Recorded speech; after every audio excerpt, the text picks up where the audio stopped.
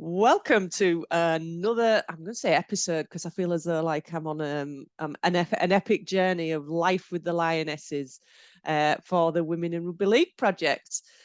This is one of our Antipodean, is all I can say. It's one of our Antipodean Lionesses who played for the Lionesses in 1996 from Barrow originally, but the experience of Australia in this case then caused her to go out and live there. Welcome, Sandra Wade, who is now Gleaves. Thank you. How did you really interested in how you got to end up going to Australia and eventually living there, but how did you get involved in rugby league? Can you remember? Well, when I left school, I just remember being involved in a lot of sports at school, and then you leave school and you sort of, not really involved in sport and you're a little bit lost. And I can't remember who told me about the rugby training, but I just remember going down one night and everyone was really friendly, and there was another Sandra there, so straight away they're, oh, what's your last name? So I was like, Wade. So they're like, all right, you're Wadey then. And so that's stuck there. All the girls still call me Wadey now. But yeah, everyone was really friendly, and basically if you went to training, you were playing on Sunday. So, and I soon learned that not having any boots wasn't a good enough excuse. Someone could always get you some boots. Like even if one of your friends or sister was coming to watch, they used to say, well, what size are they? Or if you were a bit sick and, oh, I'll just come and watch because I'm not feeling too great. Well, we'll bring your boots anyway, just in case. Yeah. You didn't have to scramble to get in the team. Yeah. No, absolutely. Look back. Because Barrow, the Barrow area has a rich history of internationals, and I know from a rugby league perspective, obviously it's got a big history. So how was the travel then playing for Barrow, going for your games? Horrendous. Yeah, so obviously lots and lots of traveling. Quite lucky that Ali Kitchen, she didn't like traveling much. She used to get travel sick, so she used to drive quite a lot, but just those long drives every single week. It was I think about 4-hour drive. So if Ali was driving that day, it was a bonus. But I'm not sure that it was travel sickness or from being out the night before that was making you a bit seedy on the bus. But yeah, half the trips on the bus and half with Ali driving. So what was your pathway to get into Great Britain then? I just played for Barrow, and then and it was announced there was going to be and there was trials, and it seemed like weeks and weeks of trials, and then there's a training squad, and then there was a selection, and I had a trip planned to Australia for 6 weeks in between all this. So I just remember just training really hard, and so going to the training sessions on a Saturday, and then lots of travel to there, and then playing on a Sunday, and we didn't have PTs or dietitians or gym memberships, so it was all just self-motivation and training with your teammates. I did a lot of training with Ali, running at night, and Dougie, Ali's dad, used to follow us in the car so we could see where we're going, and I guess the motivation for the training was that bloody beep test. That doesn't lie. If you haven't been training, they know. That beep test that we used to have to do every single time, and that definitely showed if you'd not kept up with your running or anything. So just I think it whittled down to like a training squad, and then I think people start getting accepted into the actual team. And there was always the definites, the superstars that everyone thought would definitely get in the teams. And I definitely wasn't a definite. I was always a maybe. So I think I was, one of the last people to get picked into the team. So it's, just waiting. And when I got that, I finally, I think it was before I went to Australia. So, I think it was a phone call actually to say that I'd got in the team. Yeah, it was just unbelievable. I was going to say, what did that feel like? Happy. Yeah, just like so happy, couldn't believe it. And I think Ali and Liz they already knew that they'd been chosen, so I probably would have been straight on the phone to them, and a bit celebrating. Yeah, it was really good.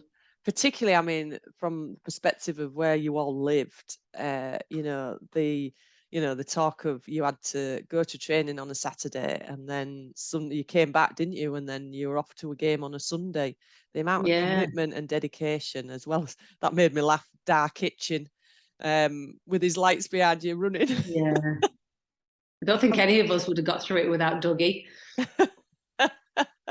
Amazing, wasn't it? Both parents just so supportive, weren't they? Yeah. Well, they call them mum and dad, didn't they, on tour? Our mum and dad, yeah. Yeah, our mum and dad, because they just came everywhere with you, everywhere with us, wherever they were. The kitchen's ma and da were there. Yeah. And I can imagine the Cumbrian nights drawing in, and you're doing your training in the night with him, crawling behind you. And it was freezing, yeah. Absolutely freezing. And we used to play every week before that, but we never used to train. We used to train like, for an hour, whatever night, but there was no like fitness training in between. It was just turn up for training, turn up for the game, and that was it, So it was a big change, the increase in training. Yeah. Yeah. So did you play any county games? Yes, I did play for county. I'm smiling because we had this conversation offline. A bit of a traumatic experience at county. You're going to make me tell you, aren't you, Julia? I am, yeah. So I think it was quite a close game, and I definitely don't remember scoring any tries or anything, but I just remember this one kickoff, and I'd caught the ball, and I was thinking, oh, brilliant! I didn't drop it and make a fool of myself. I've caught this ball, and as soon as I was thinking that, the other team obviously came and did a one-on-one strip and scored. So that was short-lived, that excitement of actually catching the ball. Can you remember whether it was Cumbria or Lancashire? Because I know they had a Cumbrian team for a little while. I think it was Lancashire. Yeah. So did you ever get to do the Old Trafford gig? Because they played a couple of times at Old Trafford. No, I don't think I went to Old Trafford. No. No. I mean, it was a long time ago. I've got lots of memory loss around it, but it's been good. It's been good looking back at it, trying to think of things that happened. It's amazing what you do remember when you start thinking about it. It is, and as people are beginning to chat about it, more and more is coming up. Yeah. And I've uncovered some brilliant people who've kept every cutting. Wow. Some Warrington lasses of the fair when Crossfield set up, and then in 1989 they went on a tour that wasn't an actual international tour because they didn't play. They went out to France, and they didn't play contact in France, so they went out and had to play touch rugby. Wow. But they've kept every newspaper cutting. It's fabulous because it just tells you what the history is and where things are. Yeah, I wish I'd kept some stuff. I might jog my memory a bit better, but no, I didn't keep much. Yeah, so you went. One of my shirts in my mum's loft when I was back home. This time I found some of my stuff that was Yeah, it's amazing how many parents have kept stuff that the kids didn't know. Yeah, the players didn't know that they had, which is lovely. So we've been using a bit of that as well, just to verify the truth of what really happened. Yeah, that's it. It's like, oh, it actually did happen. You've got a shirt there, and yeah. So you got the call up, and you were going out to Australia on a trip anyway, doing a bit of travel, were you? Yeah, just a bit of backpacking. Yeah. So did you go traveling before then and meet the team there? No, I went traveling in the April, so I went out there and then came back and then went back out again. Yeah, and I remember Ian, the coach, saying to me, "Oh, what was the jet lag like? You can tell everyone about it." I said, "Oh, it's pretty bad. It's you're just absolutely exhausted." And then when we actually did go out there, and we were all absolutely knackered when, after we got off the plane, and he said to me, "Why didn't you tell me that it was really, really bad? Not just bad." I did say it was bad. You just can't describe it, that jet lag. It's awful. Yeah, it is. Particularly depending what time you land. Yeah. Yeah, mornings, I think, a bit better. But if you land tea time, I've always found it a lot harder to recover. Oh, just trying to stay awake all that day though. Oh, it's Yeah, impossible. Yeah. yeah, yeah. So you got the call up, went out with the team. Tell us a bit more about that then, about travelling. You'd already done a bit of Oz, but about travelling with the team and getting ready for the tour. Yeah, it was just, I just remember it just being so much fun. And like I said, the jet lag was obviously, that was really hard, but I think we were only there for about 2 weeks and played every other day. We played a game, and we're just so busy. We fit so much into that tour. I mean, we went, to Wet and Wild and down to South Bank and Brisbane. I just remember being at South Bank, and it was July, so it was the middle of winter here in Australia. All of us girls were there on the South Bank beach in our bikinis, and all the Australians are all rubbed up, looking at us like we were nutters. And that's how I think now. I think I can't believe we were doing that in July. But we just packed so much, just took every opportunity to do something during the day, and we were busy, obviously playing, socializing, and we weren't staying in 5-star hotels. We had to do our own washing and a bit of cooking, and we were like in shared accommodation, but just so much fun, lots of Yeah, laughs. Yeah, yeah, yeah. And I think most of everyone's memories, all the pictures I've got, are of socialising. Not many of them on pitch. yeah. I don't know how we did it. Like fit that much into the tour and still Yeah, played and still won the series. Yeah. yeah. Well, of that, you played 7 games and you won 6, which is pretty Wow. phenomenal. And it's one of the Yeah, historic tours. I think I was probably played in a few of mostly the warm-up games, and did a lot of sitting on that sub bench. But um, it's an important job. Someone's got to keep that sub bench warm, haven't they? Yeah. Well, not just that, it's everything else around there, isn't it? Yeah, Around looking after the players that are on, taking on the water as well, and the yeah, motivation as well. Because Ian seemed to have very much where he had the weekday team, didn't he? And the test match team as well. And yeah, both were equally as important. yeah. And I think that I mean I think there was only 6 points difference in that was the biggest gap in the score was 6 points, wasn't it, for one of the Yeah, games? They were all yeah, so close. yeah, I mean, yeah. the games were just so intense. I mean, it's pretty much on par with State of Origin.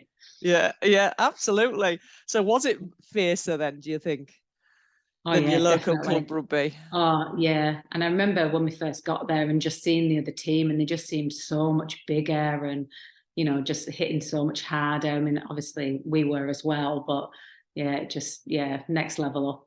Yeah, yeah. Yeah. Look at Women's Rugby League now in Australia. It's just phenomenal, isn't it? Mm, From those days. But we're going back to 96 when actually, you went out, won 6 of the 7 games and beat the Australians. You are the last team to ever beat the Australians, wow. last UK team in Australia. Well, not just in Australia, to actually beat them in a test series. So can you remember anything about that? That win? Yeah, well, I just remember just the intensity of it. It was just so nerve-wracking. And like, the girls were just like defending on the line for it just seemed like forever. And we were screaming on the side forever. Yeah. Yeah, it was brilliant. And just that final whistle, just the most amazing feeling. Yeah, yeah. Yeah.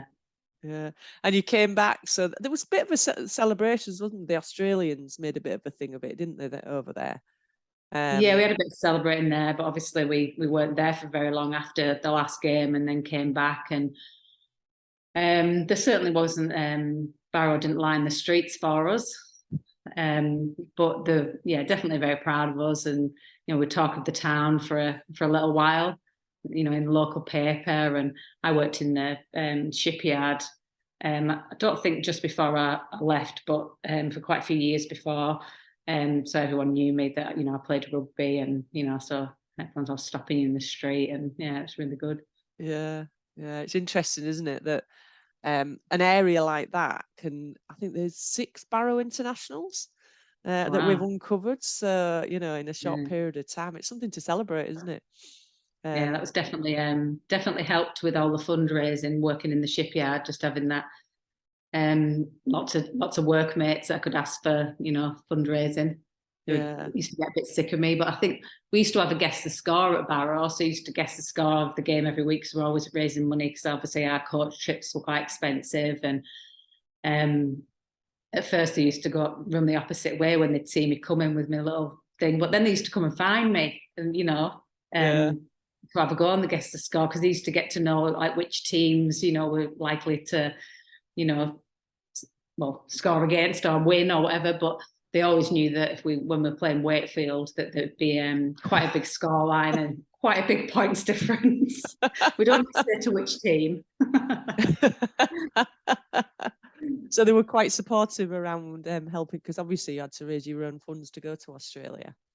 Yeah, definitely. I mean, that just carried on from the guess the score. It was just a known thing that I'd always be asking for money. And like the New Year's Day dip, that was just the worst idea for a fundraiser ever. So we used to obviously go in the sea on New Year's Day, and it was just horrendous. And we used to go out the night before around Barrow, and I just remember my pockets being just absolutely full of money, just weighed down with all this money we collected. So we didn't have an option not to do the dip on the day, because we'd raised all this money. And I've got this picture of us all in the sea, and I'm just absolutely dying, pretty much got hypothermia. I guess who's got the biggest smile, always smiling? Liz Kitchen. She's just, you can never take a smile off her face, even putting her in the water, freezing water. And then after the dip, Dougie make his soup. There's only one thing better than Dougie's soup after a match, and it's Dougie's soup after the New Year's Day dip, trying to warm you up. I didn't know about that. Oh, he always used to make soup for after the game. Yeah.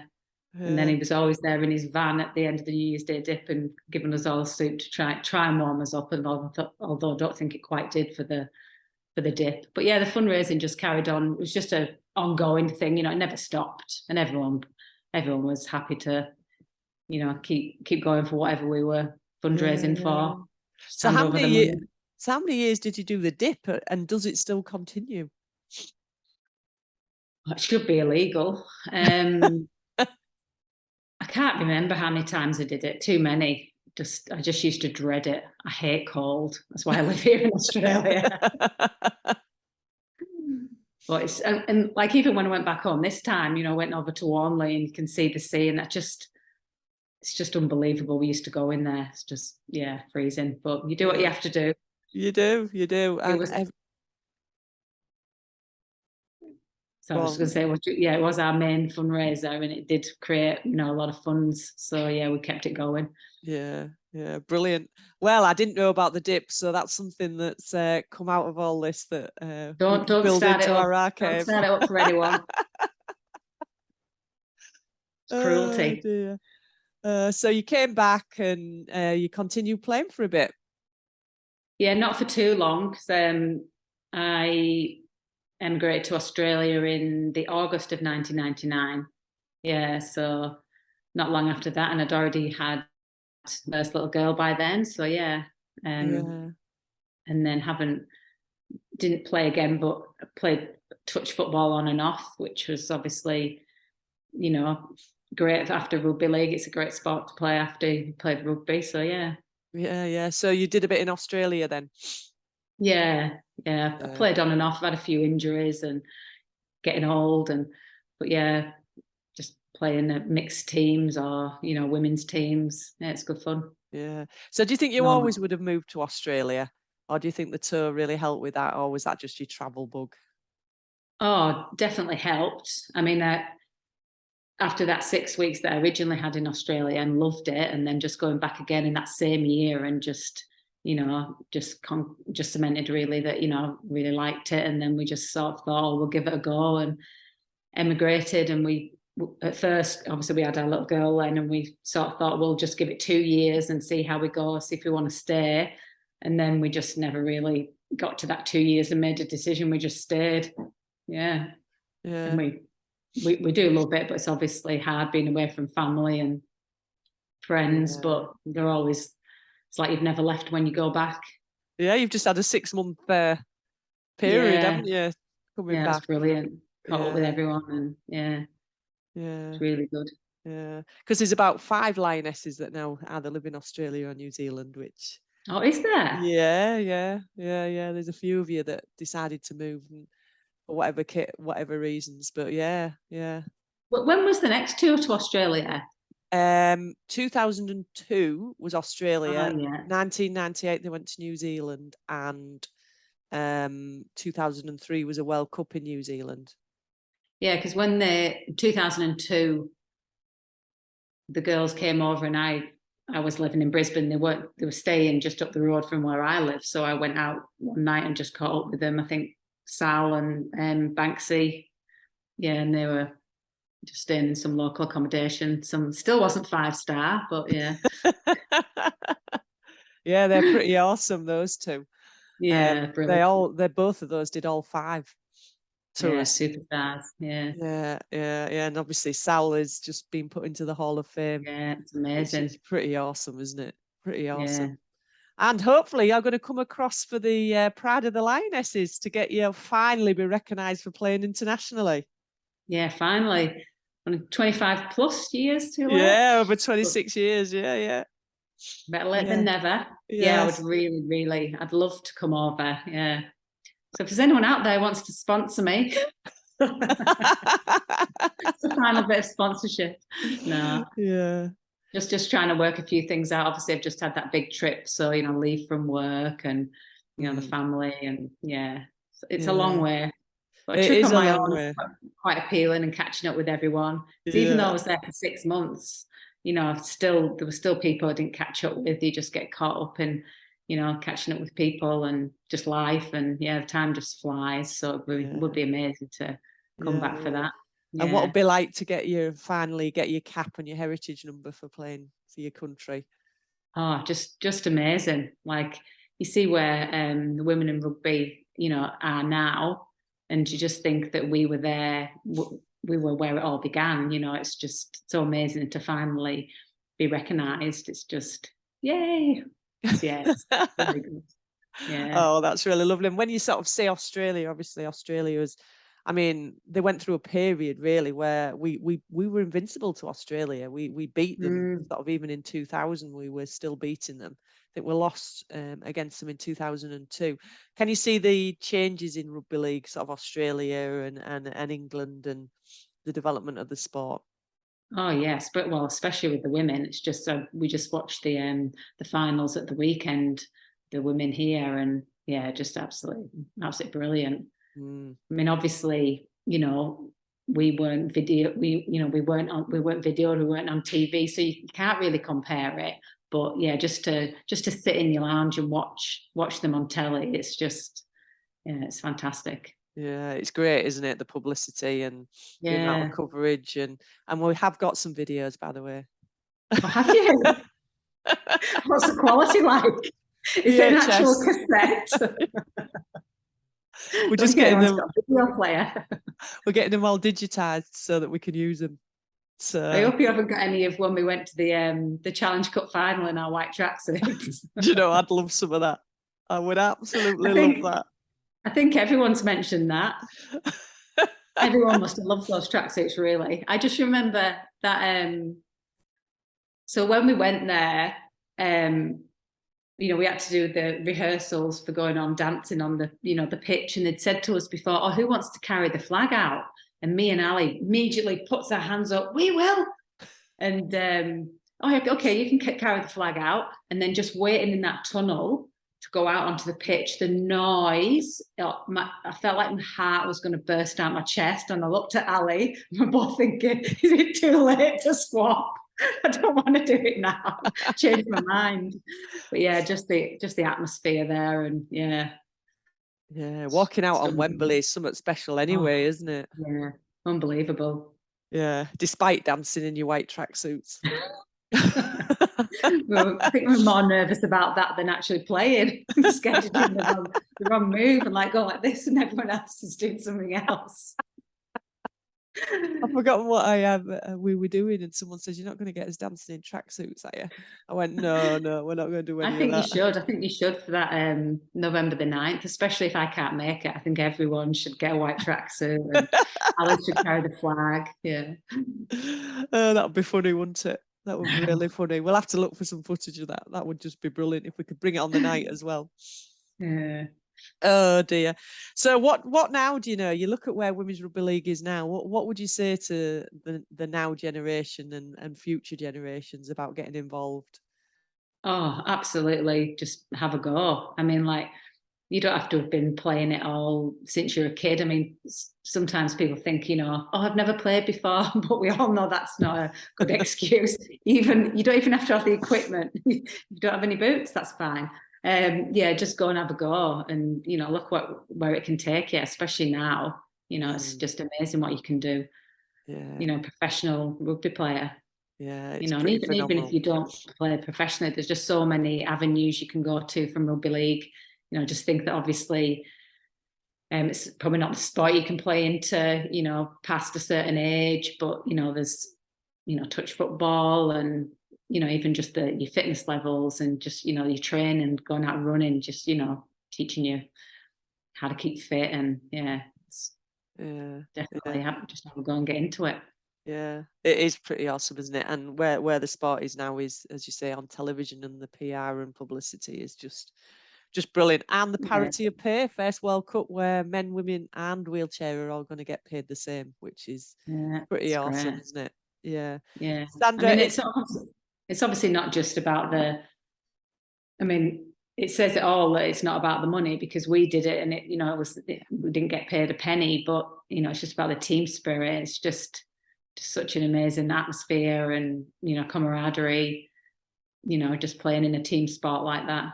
Yeah. and you're still in touch with everyone, aren't you? It's the Yeah. friendships, lifetime friendships, aren't they? Oh yeah. Yeah, definitely. Liz and Ali, lifelong friends of mine. Liz has been out to Australia a couple of times to see us, and we caught up heaps when we went back, and yeah, chat to the other girls on, social media. Yeah, it'd be great to catch up with them all. Yeah. I've definitely been following Sal's stories, and superstar Sal. Yeah. I know. She couldn't believe it. It's just awesome. It's just great. Yeah. Sandra, it's been an absolute pleasure. Thank you ever so much for taking time out. It's been lovely catching up with you and seeing it from a really different perspective as well, about where you then end up after playing sport. And you've still got your Barra accent, by the way. There's not a lot of Australian there. Yeah, I topped it up when I went back for those 6 months. Thank you ever so much. Thank you. See ya.